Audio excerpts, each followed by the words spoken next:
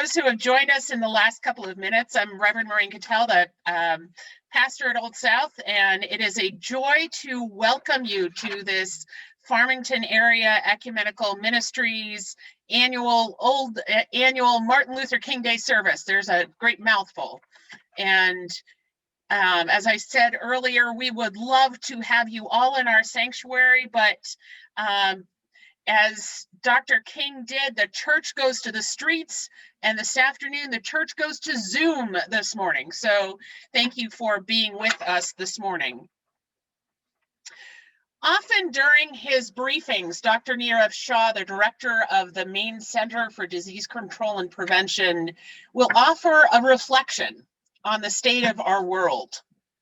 Well, one day this summer, Dr. Shah reflected on the inequalities that are found in the American healthcare system. Much too often, people don't have access to the healthcare they need. And COVID has simply highlighted a lot of that, along income inequalities, along racial inequalities. That has been part of this story over the last 10 months. He mentioned that it was a justice issue, and I went, aha. So his reflection was a catalyst of a dream I had. And I said, hey, FAEM, how about we see if Dr. Shah might want to join us as the speaker for our annual Martin Luther King Day service? So Ann Smith asked, Dr. Nirav Shah said yes, and here we are. So without further ado, I would like to invite our keynote speaker today, Dr. Nirav Shah, and we can. Yes, yay! Very good. Well, Reverend Cattell and members of the congregation and all the congregations who have joined us today, I am so honored and delighted to be able to join you on such an auspicious day, a day that is riven with so much meaning. I am humbled by the invitation to be with you today, again, on a day of such significance, and I can't express to you how much of an honor it is to be able to spend a few minutes with you today and reflect upon where we are as a state, as a society, especially in light of the words and the teachings of Dr. King. It really is such a privilege to be able to join you as we pay tribute to his life, his work, his words, his deeds, and his principles. What I'd like to do today is talk about where Dr. King's teachings take us as we think about where we are right now with respect to COVID-19 and even more broadly as a society right now. Now, initially, I had planned to speak in general terms about what the Reverend noted around how public health can be a beacon for equality and how the work that public health does eliminates barriers and equalizes access to basic things like healthcare, nutrition, vaccines, and other life-saving disease prevention resources, as well as the education that helps all of us live healthier, safer lives. But like everything else in the past year, if not the past few months, COVID has changed all of that. But in recent weeks, something else has changed. A chronic problem that had been plaguing us all along has experienced an acute exacerbation. That problem being our increasingly fractious, if not outright fractured society. I believe that if Dr. King were here today, he would have something to say about both the challenges that COVID has brought to us as a society, to say nothing of the unraveling that seems to have occurred just in the past few weeks. Dr. King lived and died in a time of tumult, as well as a time of racial awakening, as well as fundamentally a time where justice became a principle front and center for our society. He did so after seeing the actions of one of his intellectual mentors, Mahatma Gandhi, who used the same principles in India to foment widespread societal change.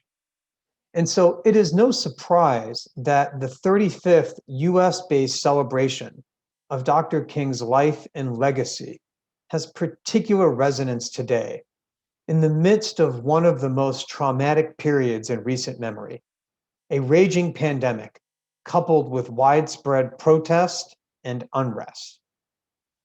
Amid the change and upheaval we are all witnessing, Dr. King's words feel more prescient than perhaps ever before. The question in my mind that I'd ask each of you to bear in mind as we think about today is a simple one. Whether his words should be read as a roadmap to improvement or a stark warning of what may be to come if we don't heed his warnings. Are his words best practices for today or worst case scenarios? Perhaps, as with any difficult question, it's a bit of both. As I went back and reread his words in preparation for my remarks today, what struck me is the clarity with which Dr. King spoke about his vision of a just world, about the power of peace, and about the importance of those who are unseen and unheard in our society. So today, let's spend a few minutes considering what wisdom Dr. King may have shared to help us and to help others during this time of pandemic, as well as this time of difficulty across our country. Where I start is a commonality, which is that the virus does not discriminate, and nor should we. But the way we as individuals and as a society respond to the challenges that the virus poses themselves shine a light on broader inequities and inequalities within our communities, wide and near. Sadly, some of the same deep-rooted problems that divided us during Dr. King's time remain with us today, chief among those being inequality.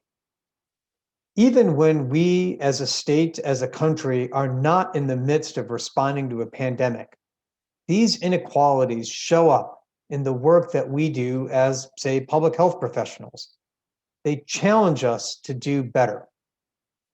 Indeed, I initially came to appreciate the significance of inequality and specifically Dr. King's approach to inequality as it relates to public health many, many years ago, when I had the privilege of serving as the director of the State Health Department of Illinois. At that time, we were tackling unacceptably high rates of childhood lead poisoning in certain parts of the state. You couldn't help but recognize the striking role that inequality played in predicting whether a child would be affected by lead poisoning. What we now think of and talk about as social determinants of health, Dr. King referred to more starkly and perhaps even more accurately as poverty. The notion that your zip code predicts more about your health, or at least as much about your health as anything else does, is quite important, and it was foundational. Indeed, it was something that Dr. King recognized over and over again in his speeches. The notion that if we want to make all of us better, let's start by focusing on poverty. Let us keep our focus on those who are the least advantaged among us. This is a phenomenon as well as a principle that has repeated itself over and over again. The role that poverty, or what we now call these social determinants, the role that they play in charting the course of your overall healthcare. That is a phenomenon that has repeated itself, especially during COVID. Now, there are other ways in which Dr. King's insights are just as relevant and cautionary today as they were in the 1960s. Less than a week before he was assassinated, Dr. King delivered a sermon on March 31st, 1968, at the National Cathedral in Washington, D.C. In it, he exemplified a theme that he had talked about for many months leading up to that, when he said that through our scientific and technological genius, we've made of this world a neighborhood. And now, through our moral and ethical commitment, we must make of it a brotherhood or sisterhood. We must all learn to live together as brothers or sisters, or we will all perish together as fools. Dr. King was drawing a distinction between what science can advance for us, but what our society, what our ethnics must also need to advance. Science and technology have continued to advance at an accelerated rate in the more than 50 years since Dr. King delivered that sermon.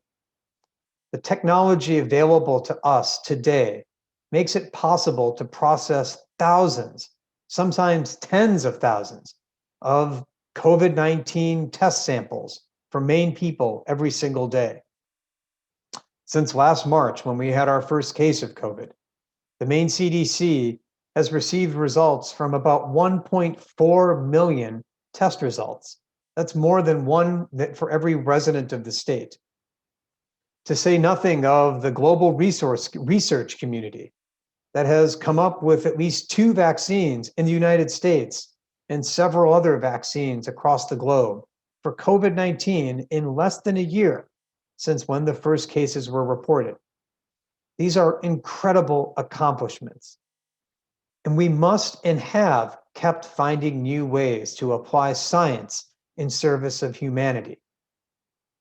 But we have not done as well on the second part of Dr. King's admonition, that we learn how to live as neighbors.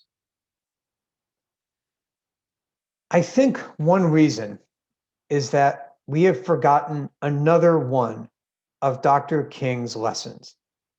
A lesson that in the time of pandemic, in a time where your actions can hurt or help others, is more pressing than ever. Dr. King exemplified this in a quote in one of his previous remarks when he said, "Whatever affects one directly affects all indirectly." At no time than during a pandemic is that lesson more important than it is today. What we've seen in the time of pandemics, especially those now associated with a virulent, easily spreadable infectious disease, is that the notion that any one of us is an island is completely wrong. Far from any one of us being on an island unto ourselves, we are all deeply connected. What you do today in your home, in your community, can affect the health and well-being of others. And just like that butterfly flapping its wings and causing a tornado somewhere, the choices that you make today can have amplifying effects across society. That goes at its core to what Dr. King was saying. But another reason I believe we have not succeeded in the second part of his earlier statement, that we learn to live as neighbors, is that we have forgotten to ask one of the, as Dr. King put it, one of life's most persistent and urgent questions. What are you doing for others? COVID-19 has forced us to change the way we do things for others. And if anything, it has made the question more persistent and more urgent.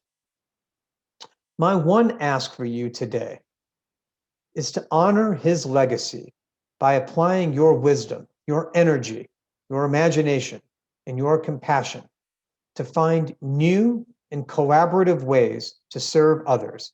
And above all else, begin each of your days by asking yourselves one question: what am I doing for others today?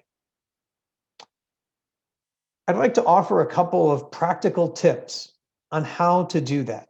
How you can every single day ask yourself what you are doing for others, and in so doing, improve your sense of community, improve that neighborhood effect that Dr. King mentioned. One of them is what we have taken to calling a call to inaction, staying inside, staying away from crowds, finding ways to show people that you care about them, even though you are not with them physically. It's hard at a time of pandemic to stay connected, to generate a sense of community, to generate that neighborhood. But I commend all of you for continuing to do so. Worshiping, going to services via Zoom is not natural. If anything, the word congregation, the concept of coming together, tells us that doing so by Zoom is not what the word intends. I commend all of you for doing so, for creating that sense of community, even during a time of pandemic, and in so doing, keeping everyone in your community that much safer. The second tip that I offer on how you can every day ask yourself what you are doing for others is to acknowledge the important role that new Mainers across our state play in caring for others, as well as providing important services, say, for example, in healthcare settings across the state. The third tip, and one that is extremely important to me on a personal level, is to be an active listener. One of the easiest ways that you can do something for others is to listen to them actively. Here's what I mean by that. We often listen with the mindset of not hearing, but responding. When we hear somebody, when we listen to somebody talk, all too often, our immediate response in our head, in my head, is what am I going to say? What's my response going to be? What's my rebuttal going to be to that? We're all too often focused not on listening, but on hearing. One of the easiest ways that you can feel that you are helping somebody is to pay attention to what they are saying to you. So you can learn about from where they are coming and how their circumstances, their cultural, economic, and societal circumstances are affecting their ability right now to avoid or even survive COVID. We often listen to others with an aim to change the mind of the person who's speaking to us, almost as if we were a high school debate team that was looking to score points across the other team with the judges. But what if we listened not to argue, but to understand, not to change a mind, but to expand our own, not to win, but to improve?